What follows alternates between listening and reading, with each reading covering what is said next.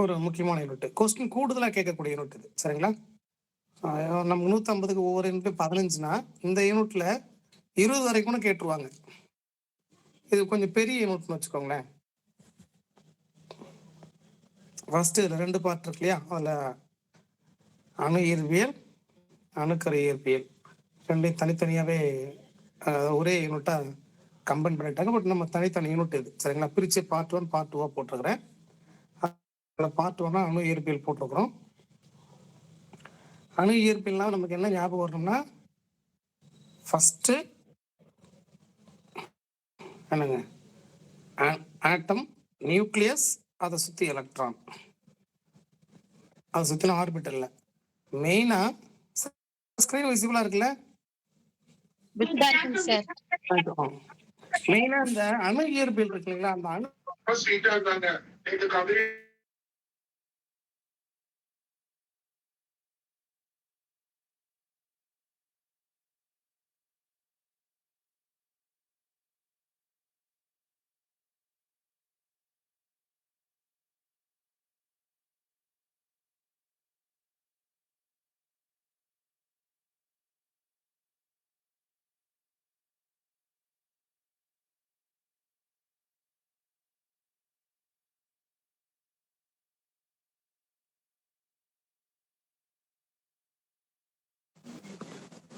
ஒரு நிமிஷம்.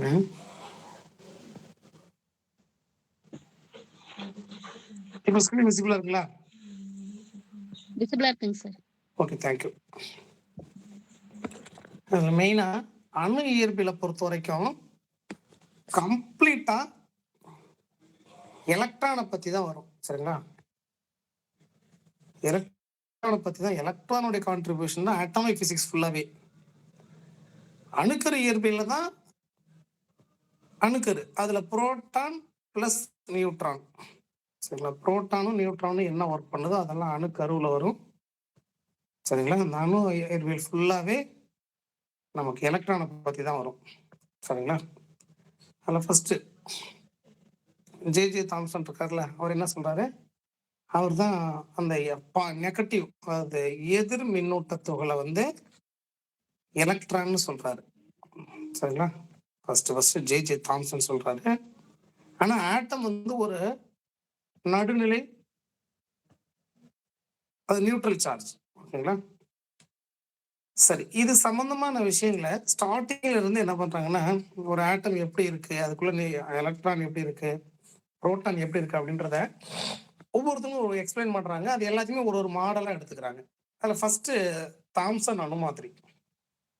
சரிங்களா? தாம்சன் அணுமாதிரிங்கிறது உங்களுக்கு ஆல்ரெடி தெரியும். அதுக்கு தாம்சன் தானே.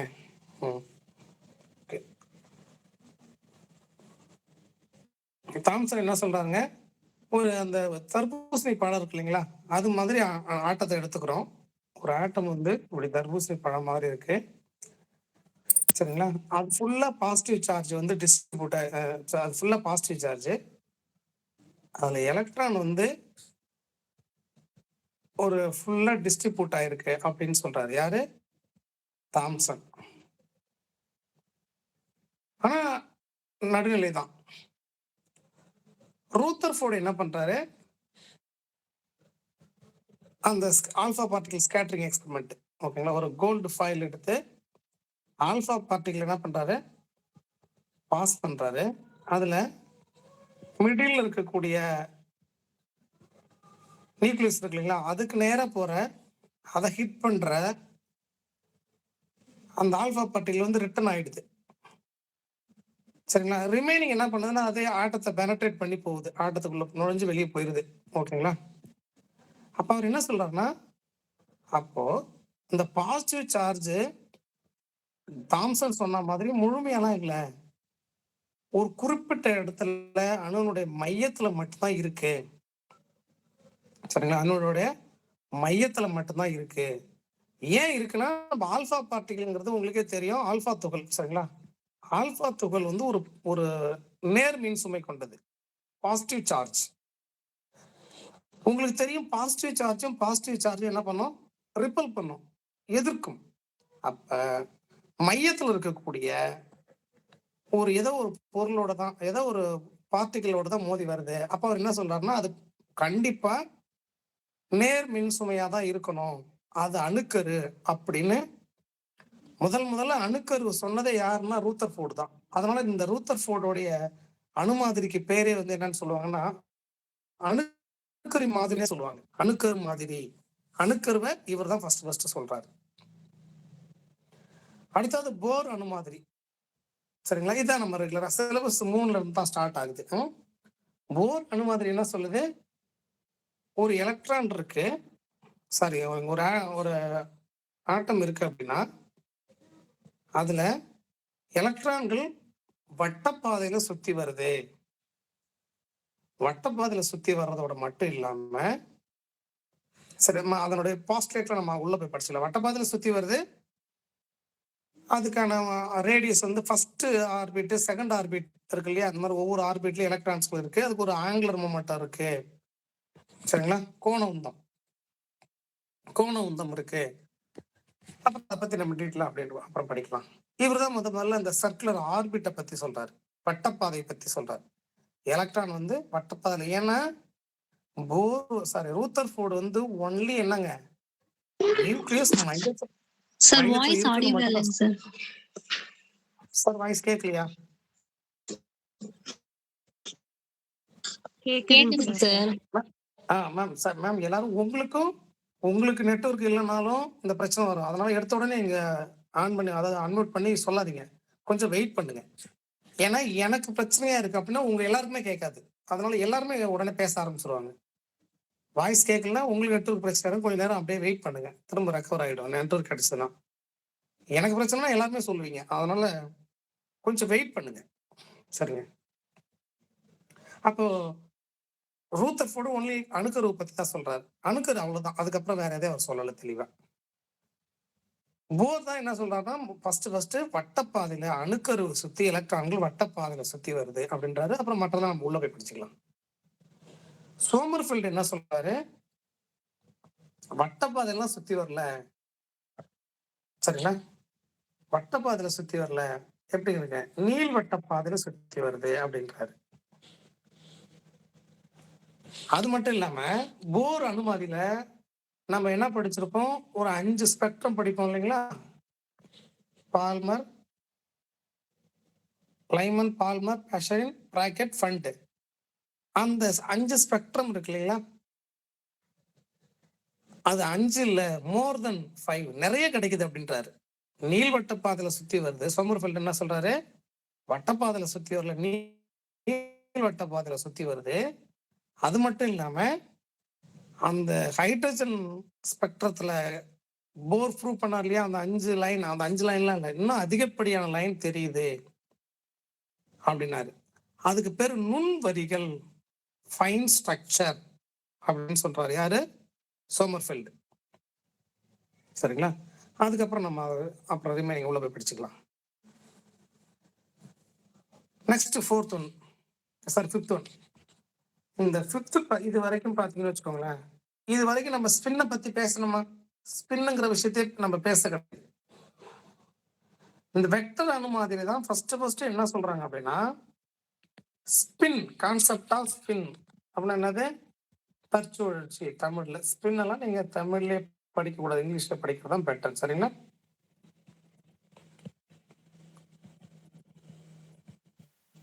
சுழற்சி. தற்சுழற்சின்னு சொல்லலாம், சுழற்சின்னு சொல்லக்கூடாது.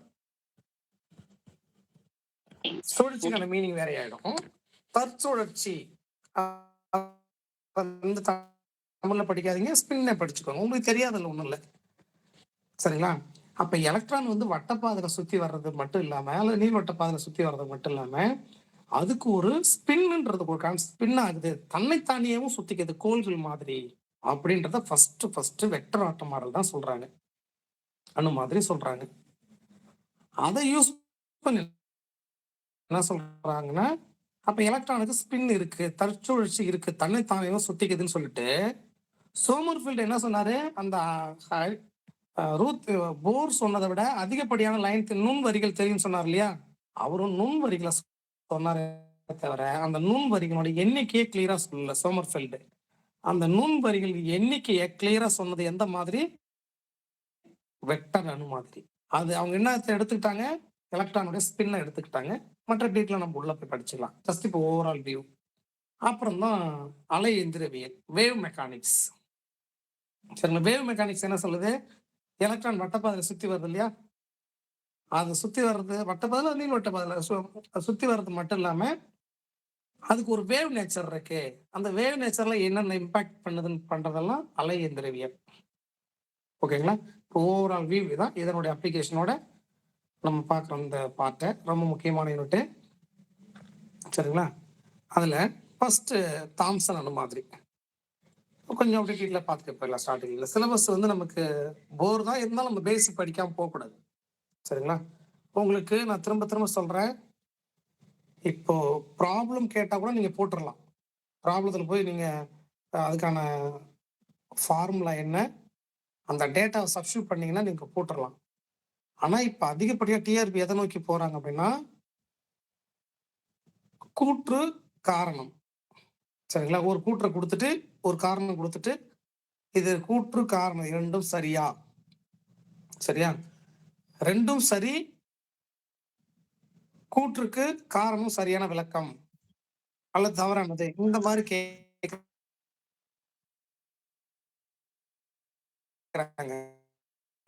இது மாதிரி மினிமம் 30 இருக்கும். 30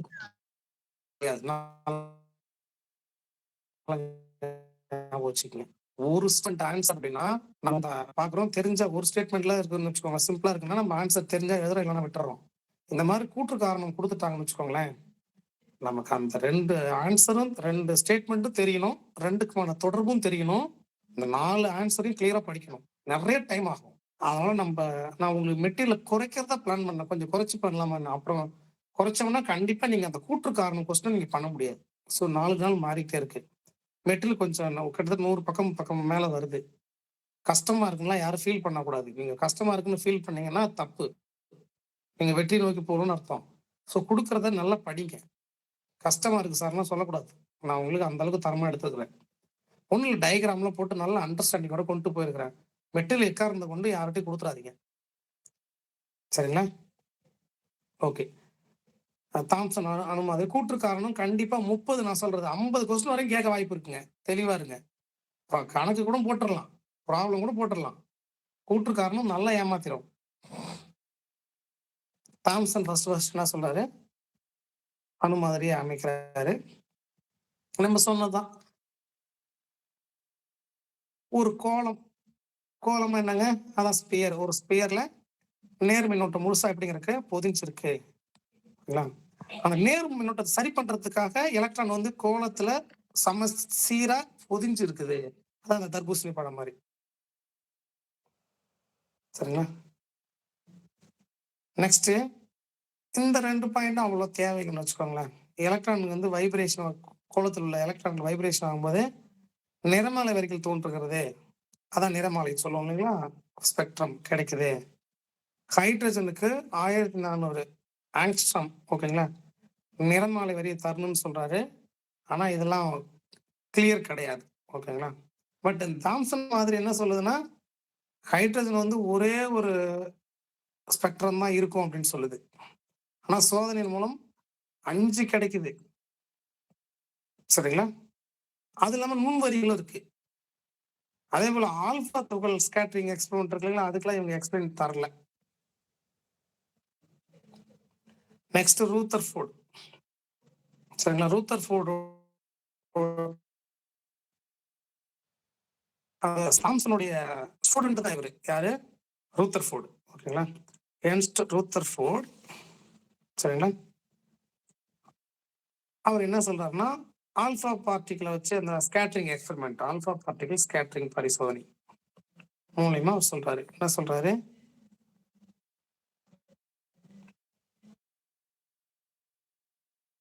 பாருங்க, இதான் அந்த மெல்லிய தங்கத்தகடு வச்சுட்டு பாஸ் பண்ணும்போது நிறைய விலகி போகுது, மிடில் இருக்கிறது மட்டும் ரிஃப்ளெக்ட் ஆகுது. ஓகேங்களா? ரிஃப்ளெக்ட் ஆகுது. ஏன் மிடில் இருக்கிறது மட்டும் ரிஃப்ளெக்ட் ஆகுது அப்படின்றத அது அப்படிங்கிறத திங்க் பண்ணி அப்ப மையத்துல ஒரு ஒரு சின்ன பகுதியில தான் நேர்மின் சுமை இருக்கு. அதனாலதான் ஆல்பா துகள் அது என்ன பண்ணுது? எது எதிர் எதிர் எதிரொலிக்குது. ஓகேங்களா? திரும்ப அனுப்பிடுது.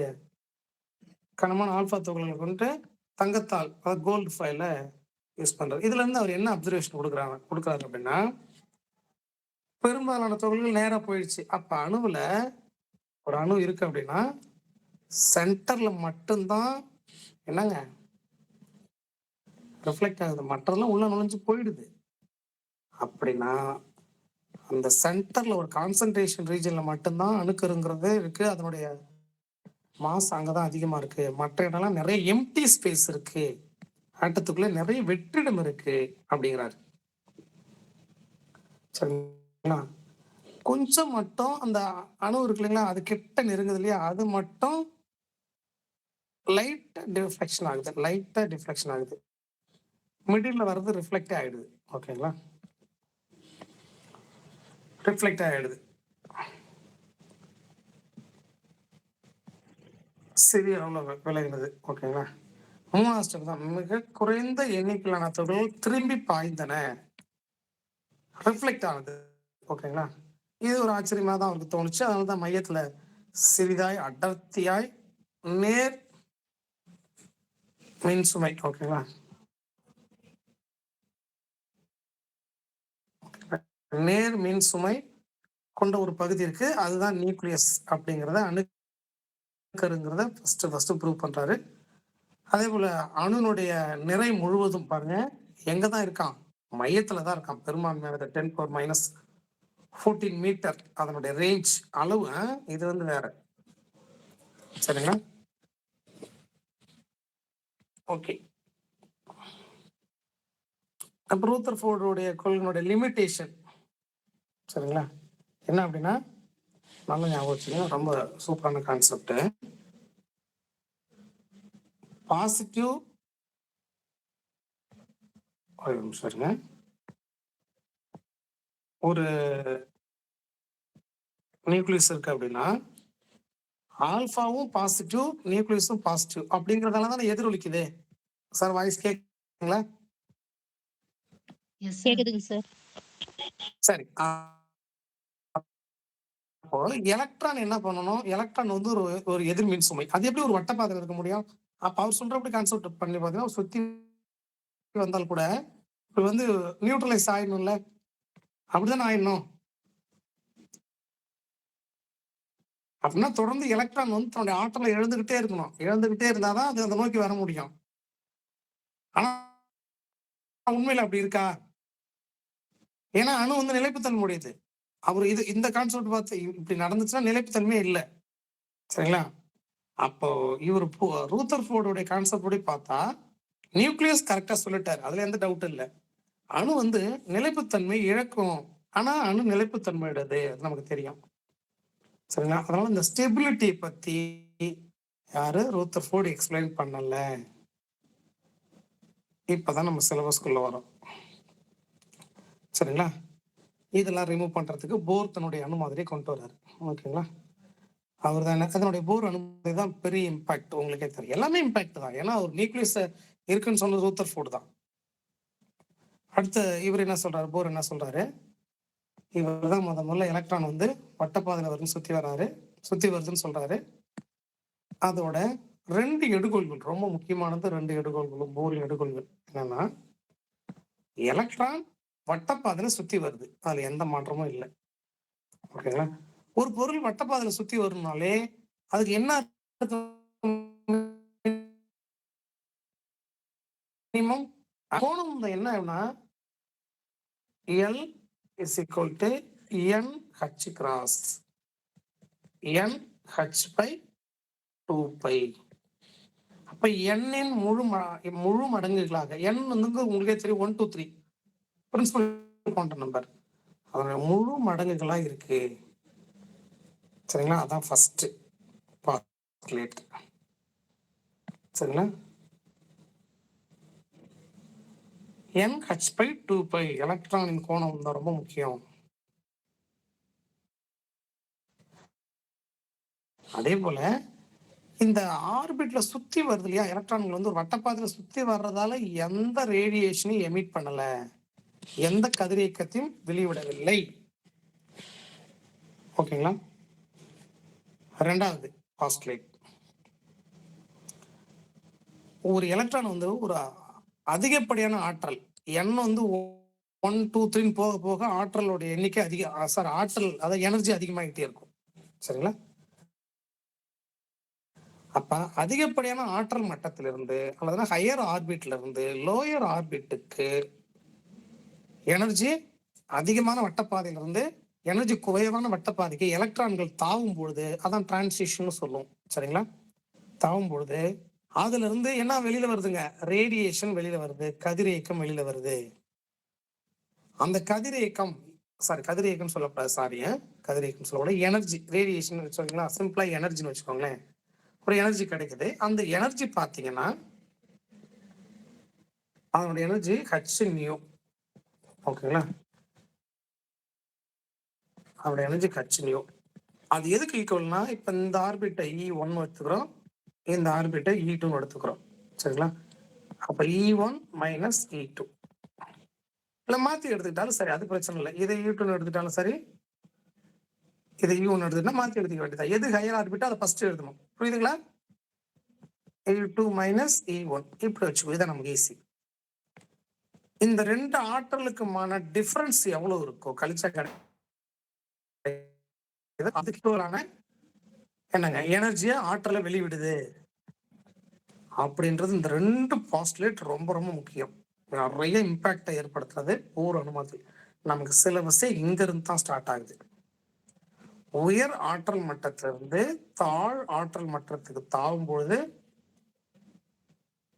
இரு ஆற்றல் மட்டங்களுக்கிடையேயான ஆற்றல் வேறுபாடு கதிர்வீச்சாக வெளிவருகிறது. ஓகேங்களா? அதுதான் நமக்கு கொடுத்துருக்கோம். நம்ம E2 E1 போட்டுக்கிட்டாலும் ஒன்றும் தப்பு இல்லை. நான் சொல்றது புரியுதுங்களா? Yes sir. E1 அப்படின்னா என்ன மீனிங்? E1ங்கிறது ஹையர் எனர்ஜி ஸ்டேட். என்ன சார் அங்க E2 போடுறீங்க, இங்க E1 போடுறீங்க, இதெல்லாம் நீங்க தான் தெளிவா இருக்கணும். புரியுதுங்களா? ஒரே மாதிரி ஃபிக்ஸ் பண்ணிட்டு போகணும். நம்ம எடுத்துக்கிட்டோம் அவ்வளவுதான். இது ஹையர் ஸ்டேட் வந்து நம்ம E1 எடுத்துக்கிட்டோம். நான் ஃபர்ஸ்ட் போட்டாலே அது மாதிரி இது E2 எடுத்துக்கிட்டா மாத்திக்க வேண்டியதான். E1 மைனஸ் E2 இதெல்லாம் நீ புக்லயே உங்களுக்கு நீங்க பாக்குற புக்லயே வித்தியாசம் இருக்கும். புரிஞ்சுக்கோங்க. ஒரே மாதிரி மெமரி பண்ணிட்டு போனதெல்லாம் முடிஞ்சு போச்சு. இப்பெல்லாம் நீங்க தெளிவா இருக்கணும். இந்த ரெண்டு பாஸ்டுலேட்டை மறந்துடாதீங்க, ரொம்ப முக்கியம். அப்புறம் ரொம்ப முக்கியமானது நிலையான என்னங்க சுற்றுவட்ட பாதையில இருக்கு இல்லையா, அப்ப அதுக்கு ஒரு ஆரம் இருக்கும். சரிங்களா? அதுக்கு அந்த எலக்ட்ரானுக்கு ஒரு ஆரம் இருக்கும். அதுதான் என்னது, ஃபர்ஸ்ட் எலக்ட்ரான் இருக்குல்ல, ஃபர்ஸ்ட் ஆர்பிட்ல எலக்ட்ரான் இருக்கு இல்லையா, அதுதான் போர் ரேடியஸ். அதான் என்னங்க போர் ரேடியஸ். இதனுடைய மின் சுமை ZT, எலக்ட்ரானுடைய மின் சுமை.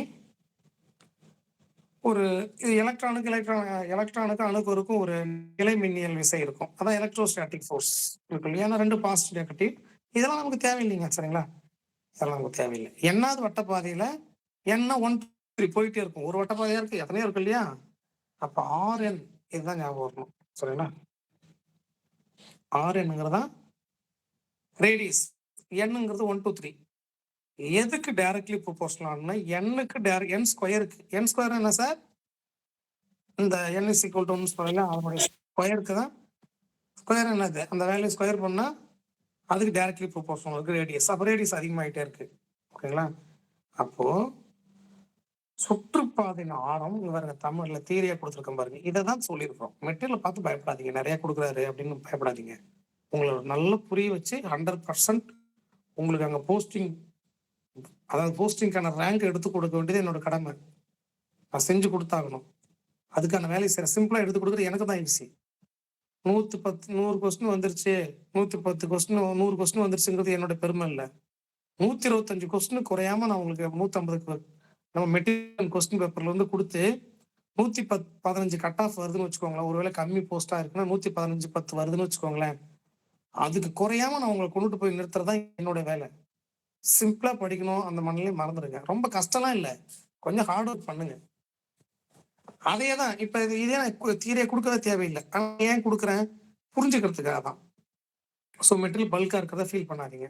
இப்ப சுற்றுப்பாதையின் ஆரம் இயல் எண்ணின் இருமடிக்கு நேர்த்தகவு. இப்ப இத உங்களால தமிழ்ல புரிஞ்சுக்க முடியுதுங்களா? சார் எனக்கு கொஞ்சம் டிஸ்கஷன் வாங்க. Yes sir. ஏன்னா எனக்கு இங்கிலீஷ் மீடியம் பிரச்சனை.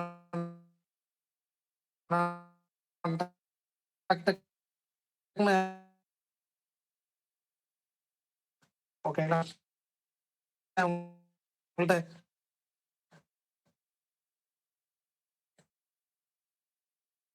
சொல்லிட்டு போயிட்டு இருக்கிறேன். நீங்க கன்ஃபார்ம் பண்ணிக்கோ. இயல்னா என்ன அர்த்தம்? Natural number. ஓகேங்களா? எண்.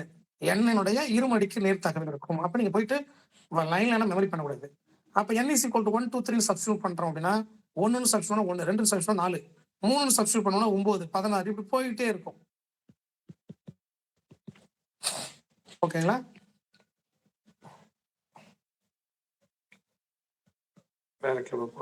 சரி, ஓகே. இப்ப மேல இந்த ஃபர்ஸ்ட் ஃபார்முலா நம்ம என்ன கிளியர் பண்றோம். ஓகேங்களா? n is equal to 1 கொடுத்து சப்ஸ்டியூட் பண்ணி சிம்பிளிஃபை பண்ணா நமக்கு எவ்வளவு R1 கிடைக்குதுன்னா 0.53 ஆங்ஸ்ட்ராம் கிடைக்குது. நேனோமீட்டர்ல 0.053 நேனோமீட்டர். இதுதான் போர் ரேடியஸ், போர் ஆரம். முதல் வட்டப்பாதையினுடைய ஆரம் தான் போர் ஆரம். அது R1ன்னா அடுத்தடுத்த வட்டப்பாதைக்கு n ஸ்கொயரை மட்டும் என்னோட வேல்யூ மட்டும் ஸ்கொயர் பண்ணி மல்டிபிள் பண்ணா கிடைச்சிருக்குது. செகண்ட் வட்டப்பாதை, இரண்டாவது வட்டப்பாதையின் ஆரம் 2.12. மூன்றாவது வட்டப்பாதையின் ஆரம் என்ன அர்த்தம்? இங்க என்ன சார் போடணும் சொல்லுங்க மேடம்? 9. அவ்வளவுதான். நான் இப்படி போயிட்டே இருக்கும். நம்ம எல்லாத்தையும் போட தேவையில்லை. கான்செப்ட் தெரிஞ்சுக்கிட்டீங்கன்னா சரி, போயிட்டே இருக்கும். ஓகே, நெக்ஸ்ட் ஃபர்ஸ்ட் வட்டப்பாதை, ரெண்டாவது வட்டப்பாதை, மூணாவது வட்டப்பாதை இப்படி போயிட்டே இருக்கு இல்லையா? சும்மா சிம்பிளா இந்த ஸ்டேட்மெண்ட் என்ன சொல்லுதுன்னு பாருங்க. இங்கிலீஷ்ல இருந்து பார்க்க பெருசா எடுத்துக்க வேண்டாம். இப்ப இது R1 வச்சுக்கிறோம், இது R1 வச்சுக்கிறோம், இது R2 வச்சுக்கிறோம்னு வச்சுக்கோங்களேன். இது எனர்ஜி ஆர்பிட். இதுல எனர்ஜி இருக்கு, இதுல எனர்ஜி இருக்கு, இந்த ஆர்பிட்ல எனர்ஜி இருக்கு. அதுக்கு இடையில ஒரு கேப் இருக்கு இல்லையா? அது வந்து முழுமையா எனர்ஜி கிடையாது, தடை செய்யப்பட்ட பகுதி. அதே போல எல்லாத்துக்கும் இங்க மட்டும் தான் கிடையாது. எதை வேணாலும் R1 R2, ரெண்டாவது வட்டப்பாதை, மூணாவது வட்டப்பாதை, நாலாவது வட்டப்பாதை, 5 எங்க வேணா எடுத்துக்கலாம். 2 வட்டப்பாதைக்கு இடையில இருக்கிற கேப் இருக்கு இல்லைங்களா? அது தடை செய்யப்பட்டது, forbidden. தடை செய்யப்பட்டது, தடை. அதுல எனர்ஜி கிடையாது.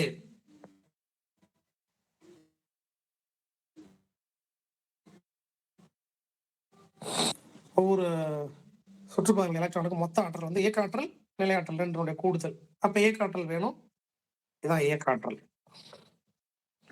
சரிங்களா? இது என்னது? நிலையாற்றல். இது ரெண்டையும் கூட்டினாதான் மொத்த ஆற்றல். சரிங்களா? இது ரெண்டையும் கூட்டினாதான் மொத்த ஆற்றல். ரெண்டையும் கூட்டி சிம்பிளிஃபை பண்ணா கிடைக்கிறது இதுதாங்க. ரொம்ப முக்கியம், நோட் பண்ணிக்கோங்க. சரிங்களா? இது மூணுமே ஒண்ணுதான், ஆல்டர்னேட்டிவ் ஸ்டேட்மெண்ட். சரிங்களா? Alternative statement. இது வந்து அந்த எனர்ஜி n ஸ்கொயர் இருக்கு இல்லைங்களா? இந்த n ஸ்கொயர் தான். இது n ஸ்கொயர் எதை சொல்லுது? இங்க பாருங்க, இங்க n ஸ்கொயர் இல்ல. என்ன அர்த்தம்? இதை சிம்பிளிஃபை பண்ணி மட்டும் இங்க இருக்குது. n எதங்க சொல்லுது? 1 2 3, 1 2 3. சரிங்களா? 1 2 3. எங்க சார் திடீர்னு இன்சர்ட் பண்ணிருக்க வேண்டாம். நெக்ஸ்ட் இங்க அப்படி ஒரு அண்டர்ஸ்டாண்ட் பண்ணிக்கிறோம். E is directly proportional to 1 by n square. மற்றதெல்லாம் கான்ஸ்டன்ட்னு வச்சுக்கோங்களேன். என்ன தவிர மற்ற எல்லாம் கான்ஸ்டன்ட். n எப்படி இருக்கு? n ஸ்கொயர் வந்து இன்வெர்ஸ் ப்ரொபோர்ஷனலா இருக்கு. அப்போ வட்டப்பாதையினுடைய முதல் வட்டப்பாதை n is equal to 1, 2, 3 போகும்போது ஆற்றல் குறையணும் தானே? ஏன்னா இன்வெர்ஸ்ல இருக்கு, அப்படிதானே? ஆனா மைனஸ் இருக்கு. அதனால என்னோட வேல்யூ அதிகரிக்க அதிகரிக்க ஆற்றலின் மதிப்பு அதிகரிக்கும். இந்த மைனஸ் இருக்கிறதால சொல்றேன். சரிங்களா? கன்ஃபியூஸ் பண்ணிக்க வேண்டீங்க. ஓகே. அப்ப பாருங்க. Outer orbits have greater energy than inner orbits. இது தமிழ் நான் போட்டுக்கிறேன். நான் கொஞ்சம் ஒரு சில இடங்கள்ல இங்கிலீஷ்ல இருக்கு. என்ன சொல்ல போனா இந்த மாதிரிலாம் இங்கிலீஷ்லேயே பண்றது 1, 2 அங்கங்க இருக்கிறதெல்லாம் நீங்க பார்த்துக்கிறது பெட்டர். அப்படின்னா என்ன அர்த்தங்க? உள்ள இருக்கக்கூடிய ஆர்பிட்டை விட அடுத்தடுத்த வெளியில இருக்கிற ஆர்பிட்டுக்கு என்ன அதிகம்? எனர்ஜி. ஆற்றல் அதிகம். ஆற்றல் அதிகம். உள்ள இருக்கக்கூடிய ஆற்றல் வட்டப்பாதையை விட வெளியில இருக்கிற வட்டப்பாதை போக போக ஆற்றல் அதிகம். ஓகே. நம்ம ஏற்கனவே சொல்லிட்டோம், ஒரு வட்டப்பாதையிலிருந்து இன்னொரு வட்டப்பாதைக்கு உயர் மட்டத்தில் உள்ள உயர் ஆற்றல் மட்ட பாதையிலிருந்து தாழ் ஆற்றல் மட்ட பாதைக்கு தாவும்போது என்ன வரும்? ஆற்றல் வெளி வரும். ஓகேங்களா? அப்ப அந்த ஆற்றல் நம்ம என்னன்னு சொன்னோம்? H-nu is equal to N இப்படி கூட வச்சுக்கலாம். சும்மா நம்ம N2 வச்சுக்கோங்களேன். N1, N2 மாத்தி கூட வச்சுக்கலாம். நம்ம ஏற்கனவே சொல்லிட்டு எது அதிகமோ அதை ஃபர்ஸ்ட் எடுத்துக்கிறோம். அப்ப ஃப்ரீக்வன்சி வேணும்னா அந்த ஹச்சால டிவைட் பண்ணிடலாமா? அதுதான் இது. சரிங்களா? ஃப்ரீக்வன்சி இது அதிர்வெண். ஓகேங்களா? அதிர்வெண். நெக்ஸ்ட் ஒரு பெரிய டெரிவேஷன், அதெல்லாம் நமக்கு தேவையில்லை. சரிங்களா? m(e⁴ 8 f0 square h cube 1/n1 minus 1/n2. சரிங்களா? n1 என்னங்க? n2 என்ன? n2 நம்ம இங்க எடுத்துக்கிற கான்செப்ட் படி இதான் ஹையர் ஆர்பிட். n2 தான் உயர் ஆற்றல் மட்டமா எடுத்துக்கிட்டோம்.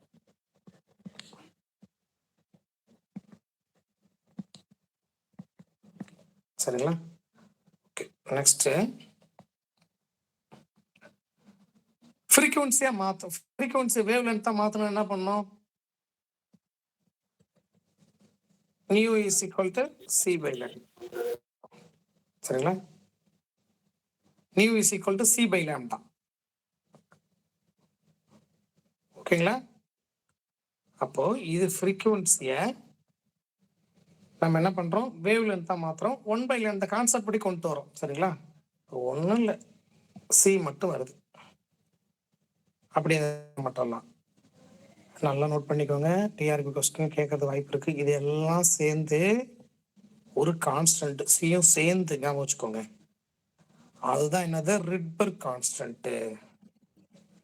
ஹச்லையும் கொடுத்துருக்கேன், ஹச் கிராஸ்லையும் கொடுத்துருக்கிறேன். டிஆர்பி கொஸ்டின் இதெல்லாம் 1.0910⁻7 m/−1 Rydberg constant. Rydberg constant வந்து எப்பவுமே கான்ஸ்டன்ட் கிடையாது. அது மாச பொறுத்து கொஞ்சம் மாறும். சரிங்களா? அப்போ இந்த இது எப்படி சார் கான்ஸ்டன்ட் சொல்றோம்னா, பாருங்க, இன்ஃபனைட் நியூக்ளியர் மாஸுக்கு இதுவும் கொஸ்டினா கேட்க வாய்ப்பு இருக்கு. அப்ப இந்த வேல்யூ மாறும். ஆனா இங்க எதுக்கானது வேல்யூ? இது இன்ஃபனைட் நியூக்ளியர் மாஸுக்கு மாறலி. இதை தான் நம்ம ரிட்பர்க் கான்ஸ்டன்டா எடுத்துக்கிறோம். சரிங்களா? ஓகே. இப்ப ரொம்ப முக்கியமானது, இந்த ஸ்பெக்ட்ரோஸ்கோப்பை பொறுத்த வரைக்கும் அலை எண்ணு சொல்லுவோம். அலை எண், ஓரளவு நீளத்தில் உள்ள அலைகளின் எண்ணிக்கைய அலை எண்ணு சொல்லுவோம். இங்கிலீஷ்ல வேவ் நம்பர். இங்கிலீஷ்ல வேவ் நம்பர். அந்த வேவ் நம்பர் என்னன்னா அலை நீளத்தினுடைய தலைகீழி தான். அலை நீளத்தினுடைய தலைகீழி தான். தலைகீழி ரெசிப்ரோக்கல் தான் என்னங்க? Wave number. அப்போ இந்த ரிலேஷனை நீங்க என்ன பண்றீங்கன்னா கிளியரா மெமரி பண்ணிக்கோங்க. கண்டிப்பா ஒரு இந்த டிஆர்பில இந்த ரிலேஷன் யூஸ் பண்ணி ஆகணும். ஒரு கொஸ்டின் 2 கொஸ்டின் கேட்க வாய்ப்பு இருக்கு. சரிங்களா? இது பாருங்க, இது வேவ் நம்பர். வேவ் லென்த்துடைய தலைகீழி வேவ் நம்பர். அதே போல ஃப்ரீக்வன்சிய வேவ் நம்பரா மாத்தணும்னா சியால டிவைட் பண்ணணும். அப்ப ஃப்ரீக்வன்சி என்னவா மாறிடும்? வேவ் நம்பரா மாறிடும். எனர்ஜிய ஹச்சிசியால டிவைட் பண்ணா வேவ் நம்பரா மாறிடும். சரிங்களா? இப்போ ஒரு எனர்ஜி கொடுத்துட்டு அவங்க வேவ் நம்பரை கன்வெர்ட் பண்ண சொல்றாங்கன்னா mu bar is equal to E by HC. Wave நம்பரோட யூனிட் மீட்டர் பவர் -1. ஈயோட வேல்யூ என்ன அவங்க கொடுத்துட்றாங்க. ஹச்சுங்கிறது என்ன Planck constant into velocity of light. So நமக்கு எனர்ஜி என்னவா மாறிடுச்சு, வேவ் நம்பரா மாறிடுச்சு. இந்த ரிலேஷன்ல கிளியரா மெமரி பண்ணிக்கலாமா? டவுட் இருக்கா?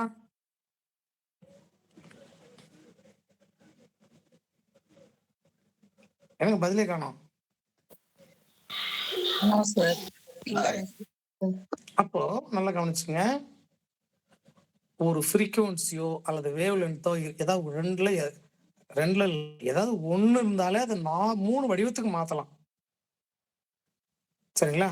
இப்ப அதிர்வெண் இருந்ததுன்னா அலைநீளமா மாத்தலாம், அலை எண்ணா மாத்தலாம், ஆற்றலா மாத்தலாம். மாற்றலாமா சார்? மேடம் மாற்றலாங்களா? மாற்றலாம். இந்த ரிலேஷனை ரொம்ப கிளியரா மெமரி பண்ணிக்கோங்க. ஓகே, நம்ம இம்பார்ட்டன்ட் சொல்றது புரிஞ்சுக்கிட்டுன்னு சொல்றது ஒரு சில இடங்கள், இம்பார்ட்டன்ட் சொல்றதை கிளியரா நோட் பண்ணிட்டாலே அதுதான் உங்களுக்கு கொஸ்டின் வரும். ஓகே, அவ்வளவுதாங்க. இப்போ நம்ம வேவ் நம்பரா மாத்துறோம் அப்படின்னா இதுதான் நமக்கு என்னன்னு சொல்லட்டும், 1/λ. அப்போ 1/λ தான் வேவ் நம்பர். தர்ஃபோர் நம்ம இதை அப்படியே எடுத்துக்கிட்டோம். சரிங்களா? அப்படியே எடுத்துக்கிட்டோம். ஓகே, அப்புறம் இதெல்லாம் சேர்ந்தா ரிக்வர் கான்ஸ்டன்ட் உங்களுக்கே தெரியும். ஓகே, அப்போ இதுதான் வேவ் நம்பர். ஓகே, நெக்ஸ்ட் இந்த வேவ் நம்பரோட ஒர்க் என்ன இருக்கு, இன்னும் முடியல. சரிங்களா? வந்துடும்.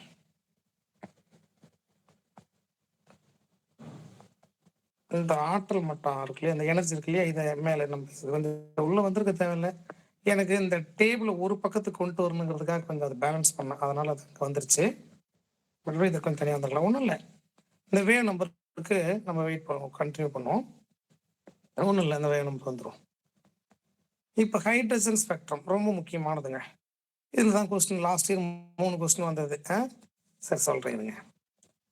எந்த ஒரு வட்டப்பாதையில இருந்தும், அதாவது உயர் வட்டப்பாதையில இருந்தும் ஒண்ணுக்கு வருதுன்னு வச்சுக்கோங்களேன், அதுக்கு பேர் என்னங்க, லைமன்.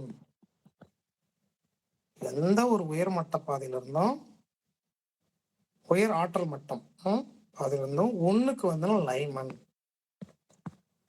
n is equal to 2 2க்கு வந்ததுன்னா அது என்னங்க, பால்மர். சரிங்களா? தேர்ட் ஆர்பிட்டுக்கு வந்துச்சுன்னா அதுக்கு பேரு பாஸ்டன். அதுக்கு பேரு பேஷன்.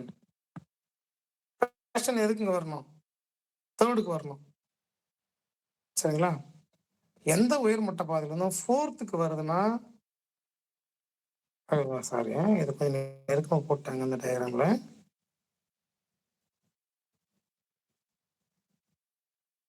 4த்துக்கு வந்து அதுக்கு பேர் என்னங்க, பிராக்கெட்.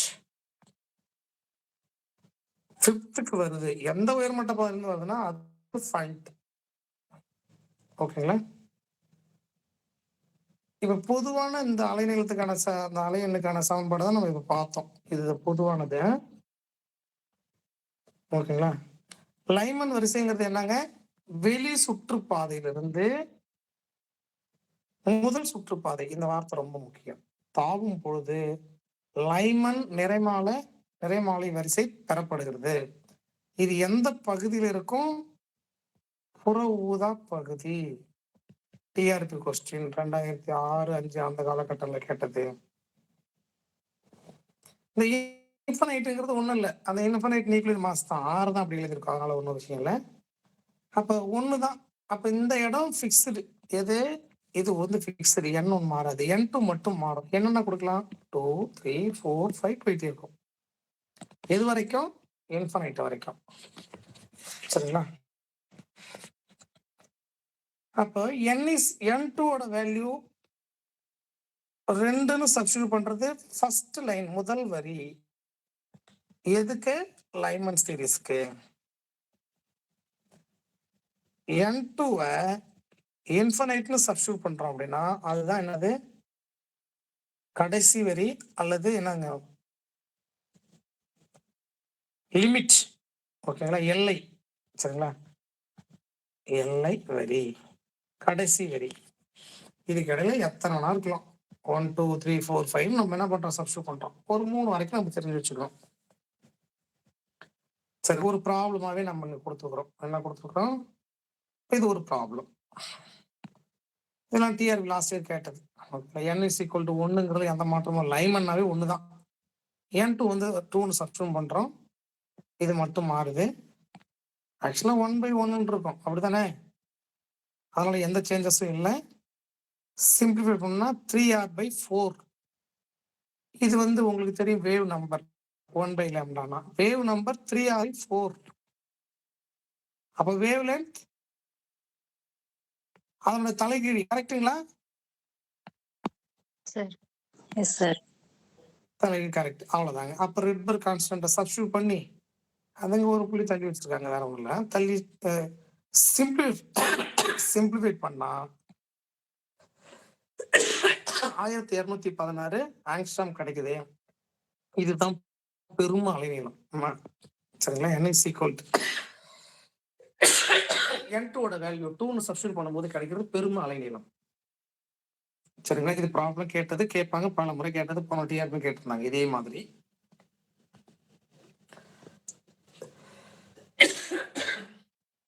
நெக்ஸ்ட் லைமன் வரிசை இருக்குங்களா? அதுல உங்களுக்கு தெரியும் n1 மாற போறது இல்லை. அது ஒண்ணுதான்.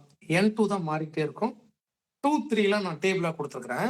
n2 மட்டும் இன்ஃபைனைட்னு சப்ஸ்டிட்யூட் பண்றோம் அப்படின்னா சிம்பிளிஃபை பண்ணிட்டேன். உங்களுக்கு ஆர்னு கிடைக்குது. 1/λ. 1/λ என்னது? Nu bar R. ஓகேங்களா? ரெட்பர்க் கான்ஸ்டன்ட் தான்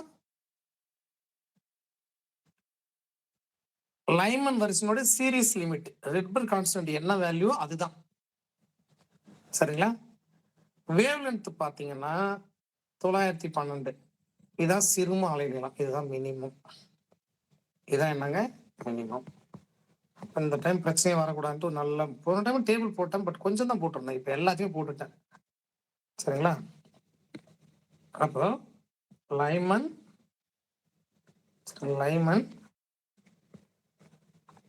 n is equal to 2. சரிங்களா? வேவ் லென்த் வேவ் நம்பர் ரெண்டுமே கொடுத்துருக்கிறேன். n is equal to 3. Wave number wavelength. Last line இன்ஃபைனைட்னு சப்ஸ்டிட்யூட் பண்ணோம்னா லாஸ்ட் லைன். புரியுதுங்களா? புரியுது. ஓகேங்க. நெக்ஸ்ட் இதுல ஒரு விஷயம் அப்படி பார்க்காதீங்க. வேவ் நம்பரா பாத்தீங்கன்னா ஃபர்ஸ்ட் லைனுக்கு அதிகம், அதை விட செகண்ட் லைனுக்கு அதிகம். இன்க்ரீஸ் ஆகிட்டே போகுது. வேவ் நம்பரா பாத்தீங்கன்னா முதல் வரியில இருந்து கடைசி வரிக்கு போகும்போது வேவ் நம்பர் அதிகரிச்சுக்கிட்டே போகுது. இதெல்லாம் நீங்க நல்ல ஸ்டேட்மெண்டா தெரிஞ்சு கொஸ்டின் கேட்டா புரிஞ்சுக்கிட்டு எழுதணும். எங்க சார் மெட்டீரியலே இல்லைன்னு சொல்லிடாதீங்க. சரிங்களா? பொதுவாக அவங்க ஒரு ஸ்டேட்மெண்ட் கொடுக்குறாங்க. பொதுவாக என்னங்க முதல் வரியிலிருந்து இறுதி வரிக்கு நிறைமாலை செல்லும் பொழுது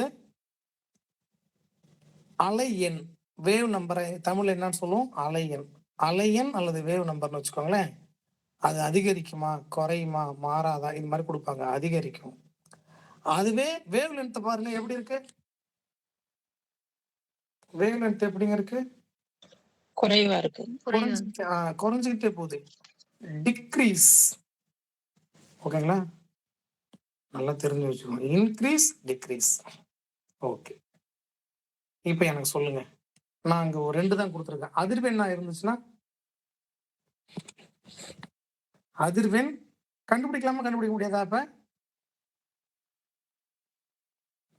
ஃப்ரீக்வன்சியை அதிர்வெண் கண்டுபிடிச்சலாமா நீங்க? கண்டுபிடிச்சிடலாம் சார். சரி, இப்ப இது சொல்லுங்க. அதிர்வெண் வந்து அதிகரிக்குமா குறையுமா? ஃபர்ஸ்ட் லைன்ல இருந்து லாஸ்ட் லைனுக்கு போகும்போது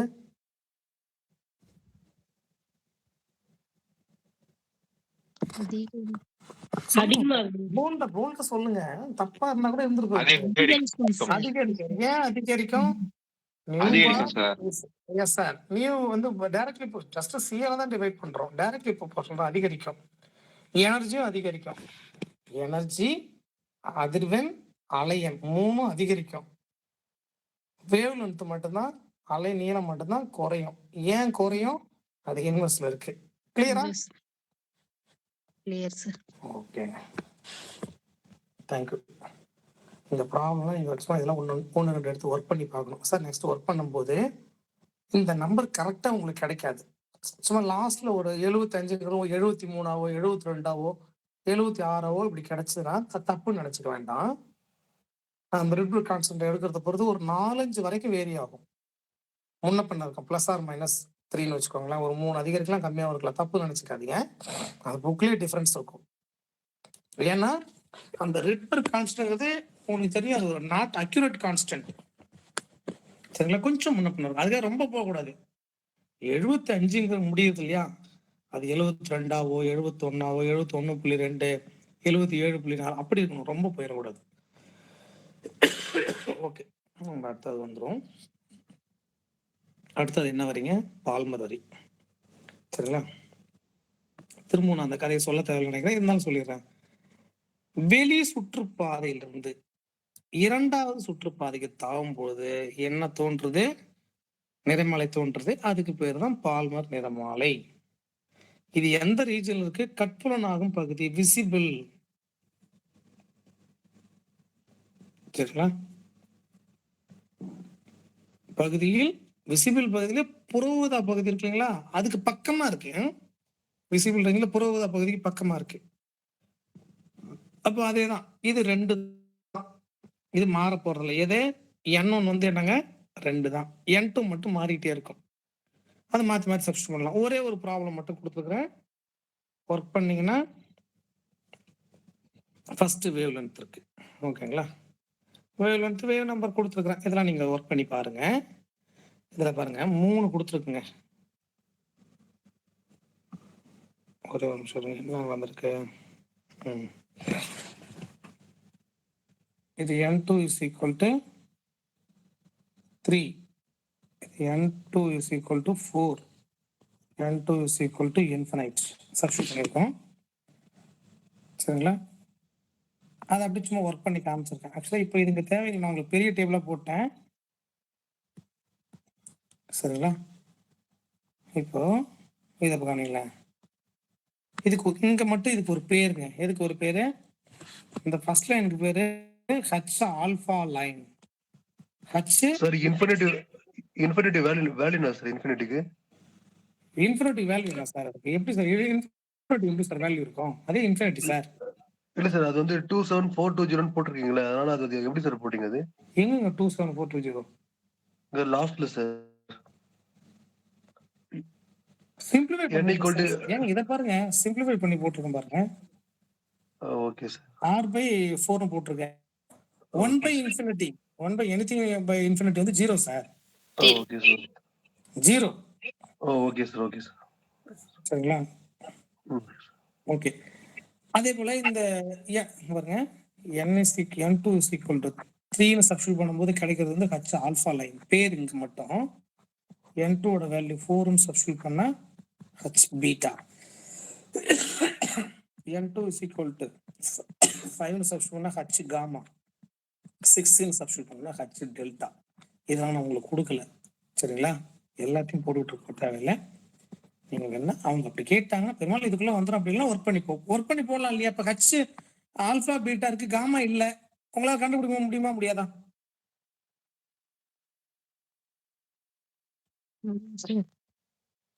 கண்டுபிடிக்கலாமா கண்டுபிடிக்க முடியாதுங்களா? இன்னும் பதில் இல்லையே. கண்டுபிடிக்கலாம் சார். கண்டுபிடிக்கலாம் மேம். எத்தனை பேருங்க இதுல ஒர்க் பண்ணி காமிச்சிருக்கேன், எத்தனை ஒர்க் பண்ணி காமிச்சிருக்கேன்னு பாருங்க. ஓகே, அது அந்த லைன் எப்படி இருக்குன்ற H alpha, H beta, H gamma, H delta இங்க நான் கொடுத்துருக்குறேன். நீங்க கண்டுபிடிச்சு செக் பண்ணி கூட பாருங்க. இதெல்லாம் ஒர்க் பண்ணி பாருங்க. சீரிஸ் லிமிட் கடைசியில் போகும்போது லிமிட் வந்துடும். Next fashion series. ஃபேஷன் என்னது? எந்த வட்ட பாதையில இருந்தும் 3வது வட்ட பாதைக்கு வந்தா அது இது அகச்சிவப்பு பகுதியில் அமையும். இதெல்லாம் நான் ஒன்றும் காமிக்கல, எல்லாமே டேபிள்ல பார்த்துக்கலாம். பிராக்கெட் எங்க இருந்து 4வது சுற்றுப்பாதைக்கு தாவும் பொழுது கிடைக்கும். இது அகச்சிவப்பு பகுதியில தான் இருக்கும். இதுல 4 அப்படியே தான் இருக்கும். இதுதான் மாறும். ஃப்ரண்ட் சரிங்களா? எந்த சுற்றுப்பாதையில இருந்து 5வது பாதைக்கு தாவும் போது கிடைக்கிறது 5 மாறாது. ஸோ எந்த பகுதியில் அமைச்சும் ஒரு சின்ன டேபிளா கொடுத்துருக்கேன், வேற ஒன்றும் இல்லை. அப்புறம் இங்க தான் நான் உங்களுக்கு ஃபர்ஸ்ட் லைனும் செகண்ட் லைனும் லாஸ்ட் லைனும் ஒர்க் பண்ணி கொடுத்துருக்கேன். First line, second line, last line. சரிங்களா? சப்போஸ் அவங்க பால்மர் நிறமாலையின் 3வது நிறமாலையை கண்டுபிடிங்க, அதில் சூஸ் பண்ணுங்கன்னா இந்த மெட்டீரியல் இதுல இல்லை, ஏங்க டேபிள்ல இல்லை, கண்டுபிடிக்கலாமா?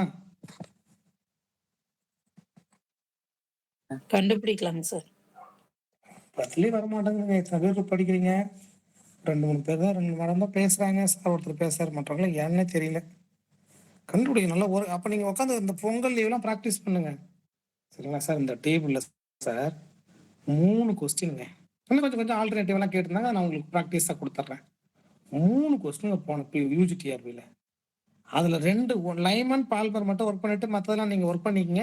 அதே தான் சொன்னேன். பேஷன்லயே ப்ராக்கெட்லயே ஒன்று கேட்டிருந்தாங்க.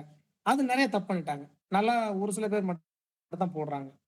ஏன் அப்படின்னா அதான் மெட்டீரியல் இல்லைன்றாங்க. என்ன சார் இப்படி இருக்கிறீங்க? நல்ல ஒரு வாய்ப்பு விடுறீங்களே, எவ்வளவு கிளியரா ஒர்க் பண்ணி காமிச்சிருக்கோம். அப்ப ப்ராக்டிஸ் பண்ணணும் நீங்க உட்காந்துட்டு. இத்தனையும் பண்ண தேவையில்லை. நான் இத்தனையும் பண்ண சொல்லல. ஐடியாலஜி என்னன்னு தெரிஞ்சுக்கிட்டு ஏதாவது ஒரு 2 வேவ் நம்பரா கன்வெர்ட் பண்ணி பாருங்க, வேவ் லென்த்தா கன்வெர்ட் பண்ணி பாருங்க. பண்ணீங்கன்னா கண்டிப்பா வரும். பண்ணலாமா? ஓகேங்க சார். பண்ணலாம் சார். தேங்க்யூ. இந்த முறை உங்களுக்கு என்ன பண்ண, சரி இந்த தொல்லையே வேணாம் அப்படின்ட்டு எல்லாத்தையும் நாமளே போடணும். இது எந்த புக்லயும் இருக்காதுங்க. இது ஃபுல்லா கம்ப்ளீட்டா இப்படி இருக்காதுங்க. நான் எல்லாம் இருந்த வரைக்கும் புக்ல எடுத்து போட்டு ஒர்க் பண்ணி பார்த்தே போட்டேன். புரியுதுங்களா? பட் இத்தனையும் நீங்க மெமரி பண்ண வேண்டாம். பெரும்பாலும் இந்த ஃபர்ஸ்ட் லைமன் ஃபர்ஸ்ட் லாஸ்ட் மெமரி பண்ணுங்க. 1-2 மெமரி பண்ணி வச்சுக்கோங்க. மற்றபடி ஒர்க் பண்ணி பார்த்து போறது பெட்டர். ஆனா அந்த லைமனுக்கு மெமரி பண்ணி வைங்க. ஏன்னா அது அப்பப்ப பெரும்பாலும் அந்த ஃபர்ஸ்ட் லைன் லாஸ்ட் லைன் அதே கேட்டுறாங்க. சரிங்களா?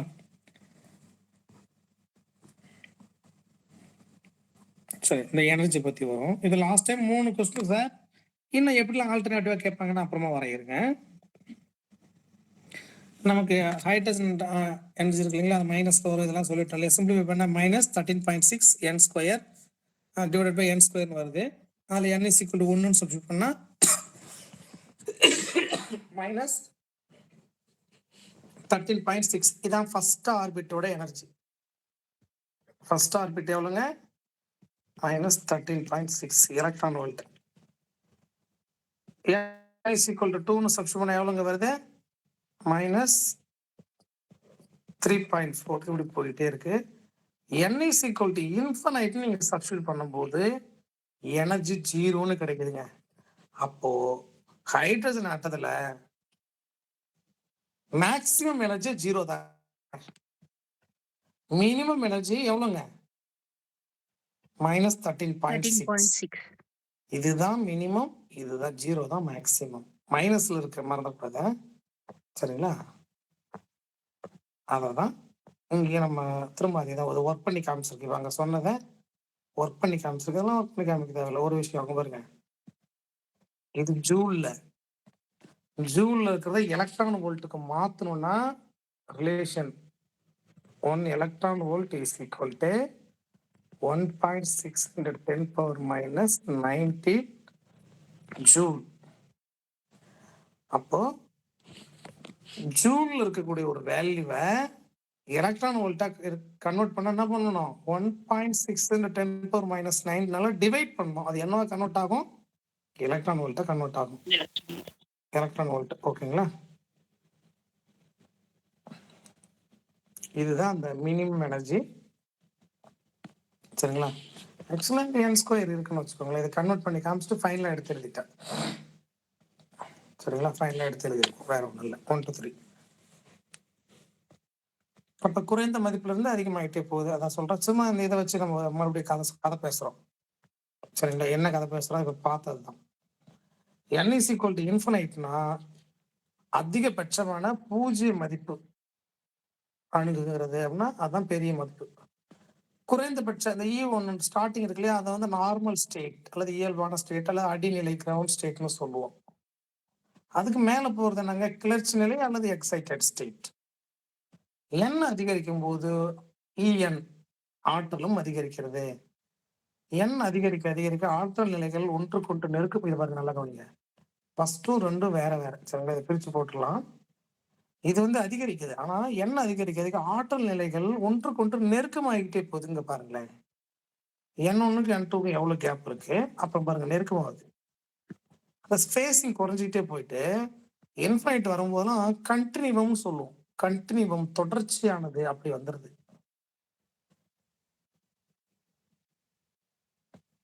சரிங்களா? குறைஞ்சிட்டே வருது. அப்புறம் இத பத்தி நான் உங்களுக்கு சொல்ல தேவையில்லை. முதல் வட்டப்பாதையில் எல்லா மற்ற அதாவது வெளி வட்டப்பாதையிலிருந்து முதல் வட்டப்பாதைக்கு வந்த லைமன், 2வது வட்டப்பாதைக்கு வந்தா பால்மர். அந்த நேம் பாருங்க. H alpha, H beta, H gamma, H delta. இங்க நம்ம ஆளுங்க என்ன வேலை பண்ணியிருக்காங்க பாருங்க. இது எந்த புக்குன்னு தெரியல. ஏதோ ஒரு புக்ல எடுத்து சாரி அவந்தநல்லூர் புக் எடுத்து போட்டேன். அப்படி பேரை எழுதிருக்காங்க. நம்ம ஹச் ஆல்பான்னு எழுதுவோம். அதுக்கு பதிலா என்ன ஹச் ஆல்பா பேரு, ஹச் பீட்டா. அதோட ஃபர்ஸ்ட் வார்த்தை எடுத்துருக்காங்க. H gamma, H delta. புரியுதுங்களா? ஏன்னா சார் அங்க சிம்பிள் வேற மாதிரி இருக்கு, இங்க சிம்பிள் வேற மாதிரி இருக்கு அப்படிலாம் நினைச்ச கூடாது. சரிங்களா? ஓகேங்க சார். எந்த வகையிலும் நீங்க கன்ஃபியூஷன் ஆகக்கூடாது. அதனால நம்ம டிஃப்ரெண்ட் புக் எப்பயும் நம்மளை பத்தி உங்களுக்கு தெரியும். 5 புக்காவது குறைஞ்சது ரெஃபர் பண்ணி நம்ம என்ன பண்ணுவோம்? நம்ம மெட்டீரியல் ப்ரிப்பேர் பண்றோம். நம்ம மெட்டீரியல் பத்தி நான் உங்களுக்கு சொல்ல தேவையில்லை. அதை பார்த்தீங்கன்னா தெரியாது. நீங்க லாஸ்ட் பார்த்த அந்த 2 யூனிட்லாம் வேறங்க. ஃபர்ஸ்ட் 2 யூனிட் நல்லா இருக்கும். குவாண்டமும் ப்ராப்பர்ட்டிஸ் ஏன்னா ரிவைஸ் பண்ணது. அடுத்தது குறிப்பா மத்த ரிவைஸ் பண்ணலன்னு உங்களுக்கு தெளிவா சொல்லிட்டேன். இந்த யூனிட்லாம் பாருங்க. சரிங்களா? Okay sir.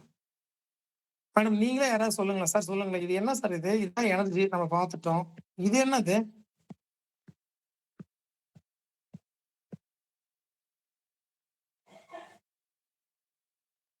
அது என்னங்க?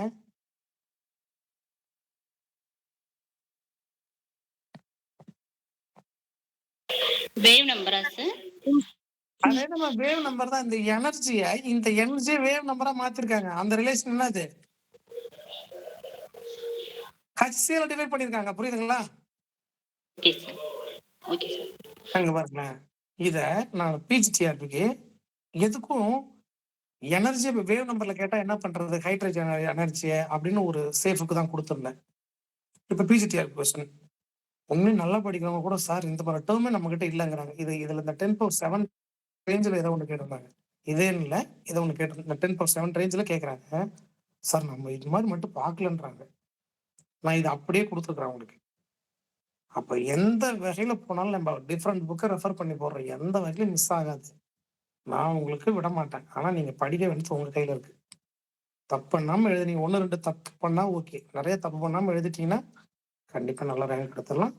எல்லா வகையிலும் கொடுத்துரும். இடையில ஒண்ணு செக் பண்ணி பாருங்க. சரிங்களா? இதோட இருக்கட்டும். மற்றதுக்கெல்லாம் நான் அடுத்த கிளாஸ் வரேன். இல்லைன்னா கொஞ்சம் ப்ராப்ளம்லாம் செட் பண்ணணும். அதை நம்ம அடுத்த கிளாஸ் பண்ணிக்கலாம். இந்த ஒரு 10 பக்கம் மட்டும் இப்போதைக்கு அனுப்பிடுறேன். வச்சு படிச்சுட்டு இருங்க. ஃபுல்லா அனுப்புனா அப்புறம் உங்களுக்கே தெரியும். ஷேர் பண்ணிட்டு உட்காந்துருப்பாங்க. அது உங்களை தான் பாதிக்கும். சரிங்களா? இன்னும் ஒரு 2 டேஸ்ல கம்ப்ளீட் பண்ணி 2 யூனிட்டா மெக்கானிக்ஸ் அண்ட் என்னங்க அட்டாமிக் அண்ட் நியூக்ளியர் பிசிக்ஸை அனுப்பிச்சு விட்றேன். ஓகேங்களா? இந்த 2 யூனிட் வந்துட்டு கிட்டத்தட்ட உங்க கையில இப்போ 6 யூனிட் இருக்கு. நம்ம ரிமைனிங் அடுத்தடுத்து ரிமைனிங் யூனிட் அனுப்பிச்சு ஒருவேளை நான் ஒரே ஒரு உத்தரவாதம் என்ன கொடுக்குறேன்னா, எப்படி அவங்க நோட்டிபிகேஷன் கொடுத்தாலும் எக்ஸாமுக்கு 1 மந்த்துக்கு முன்னாடி முடிச்சு கொடுத்துட்றேன். கொஞ்சம் இந்த மாதிரி டைம்ல நம்ம டைம் இருக்கும்போது இன்னும் மெட்டீரியல் ரொம்ப தரமா பண்ணலாம். ரொம்ப நல்லா நிறைய இன்ஃபர்மேஷன் கொடுக்கலாம். அப்படின்னு புக்கை ரெஃபர் பண்றதால இப்ப நான் ஒரு வாரம் இன்னும் ஒரு 4 நாளைக்கு முன்னாடி அனுப்புறேன்னு சொன்னேன். இந்த டிலே ஆகுதுன்னா ஒண்ணும் இல்லை. இன்னைக்கு நினைச்சா கூட என்னால் நாளைக்கு எழுந்துச்சு உங்களுக்கு மெட்டீரியல் போட்டு விட்டுற முடியும். இன்னும் கம்பேர் பண்ணி படிச்சு இங்கிலீஷ் மீடியம், தமிழ் மீடியம் மற்ற புக் எல்லாம் படிச்சு இன்னும் புதுசா இப்போ ஒரு டைட்டிலுக்கும் அட்டாமிக் அண்ட் நியூக்ளியர் பிசிக்ஸா புதுசா ஒரு அது கூட தேவையில்லை, எல்லாம் நிறைய வச்சிருக்கேன். இப்போ மெக்கானிக்ஸ்லாம் யூஜி லெவலுக்கு மட்டும் தான் இருக்கும். இன்னும் 2 புக் வச்சிருக்கேன். இன்னும் படிச்சு ஏதாவது 2 ப்ராப்ளம் போடலாமா? இப்படி பார்த்து பார்த்து போடுறேன். அதுவும் டைம் நம்ம இருக்கிறதா இல்ல. சப்போஸ் நோட்டிஃபிகேஷன் வந்துச்சுன்னா 60 நாள் குறையாம குடுப்பாங்க. நான் 30 நாள் முடிச்சு கையில குடுத்துர்றேன். 1 மந்த்துக்கு முன்னாடியே உங்களுக்கு கம்ப்ளீட்டா முடிச்சு குடுத்து, ஒரு 1 மந்த் எக்ஸாம்க்கு 1 மந்த்துக்கு முன்னாடி முடிச்சு ஒரு 5 மாடல் டெஸ்ட்டா வச்சு தான் அனுப்புவேன். பைலிங்குவல் லாங்குவேஜோட. சரி, எக்ஸாம் எப்படி சார் இருக்கும்? சார் வெயிட் பண்ணுங்க சார். அது வெயிட் பண்ணுங்க வரும். சரிங்களா? ரிசல்ட் கூட எதுவும் சொல்லல சார் சார் அதுக்கு. வெயிட் பண்ணுங்க சார். நீங்க அது டெய்லியும் கேட்டுட்டு இருக்கிறீங்க. சரிங்களா? உங்களுக்கு இதெல்லாம் கவர்மெண்ட் விஷயம். கொஞ்சம் முன்ன பின்ன தான் இருக்கும். நம்ம ஓகே. எக்ஸாக்ட்லாம் சொல்ல முடியாது. Okay sir. கொஞ்சம் முன்ன பின்ன தான் இருக்கும். படிச்சிட்டு இருங்க நீங்க. இப்ப கையில 4 யூனிட் இருக்கு. இந்த அடுத்த உங்களுக்கு புதன், செவ்வாய், புதன் ரேஞ்சுக்குலாம் அடுத்த 2 யூனிட் வரப்போகுது. Okay Tamil sir. மீடியத்துல நம்ம அழகா கிளியரா இது பண்றோம். நீங்க பாட்டு படிச்சிட்டு இருங்க. அதே போல +1, +2 இந்த சிலபஸ் ரெலவென்ட்டா இருக்கக்கூடிய அத +1, +2 நம்ம ஸ்டேட் போர்டு புக்க படிங்க. சரிங்களா? State okay sir. போர்டு படிங்க. அந்த மெட்டீரியல் டிலே ஆகுதுனாவே எப்பயும் வருத்தப்படாதீங்க. ஒண்ணும் இல்ல. இன்னும் நல்லா உங்க கைக்கு வரும்போது 2 யூனிட் வரும்போது பாருங்க எப்படி இருக்கு. அது இப்ப பார்க்கும்போதே உங்களுக்கு தெரிஞ்சிருக்கும். சரிங்களா? ஓகே. Thank you. நல்லா படிங்க. நெக்ஸ்ட் கிளாஸ் பார்க்கலாம். Okay sir. அதே தேங்க் போல யூ சார். எலக்ட்ரானிக்ஸ் எடுக்கும்போது சார் எழுதி எடுக்கணும். சரிங்களா? அது நான் பின்னாடி தான் மெட்டீரியல் அனுப்புவோம். அது எழுதி எடுக்கணும். எழுதிட்டே வந்துங்க. எழுதி எடுப்பாரு. அதை எழுதிட்டே அது ஓகே நம்ம sir. Thank you material sir. குடுத்துறேன் பின்னாடி. மெட்டீரியல் பின்னாடி குடுத்துறேன். பிரச்சனை இல்ல. Thank you. Good night. Thank you, sir. Thank you. Thank you. இந்த ப்ராப்ளம்லாம் ஒர்க் பண்ணி பார்க்கணும். சரிங்களா? ப்ராப்ளம்லாம் குடுத்து சொன்னதெல்லாம் ஒர்க் பண்ணி பார்க்கணும். நீங்க கால்குலேட்டர் யூஸ் பண்ணக்கூடாது. கால்குலேட்டர் யூஸ் பண்ணாம பிராக்டிஸ் பண்ணீங்கன்னா தான் பிராக்டிஸ் நாலேஜ் வரும். சரி, thank you. Thank you, sir. Thank you. Thank you. Thank you sir. Thank you. Thank you.